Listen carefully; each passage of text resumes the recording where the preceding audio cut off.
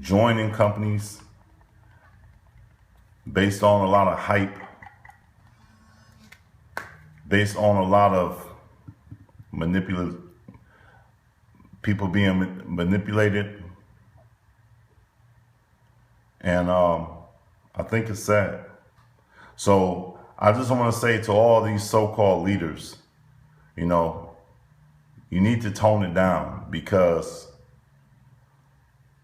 what's going to be sad is the day that you let somebody slide into your spot, not because they simply just deserve to be there, but also because everybody that you thought loved you will then turn on you when they see through your lies.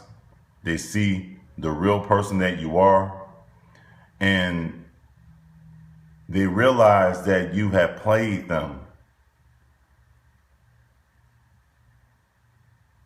over $1 bill, I guess you could say. A lot of these leaders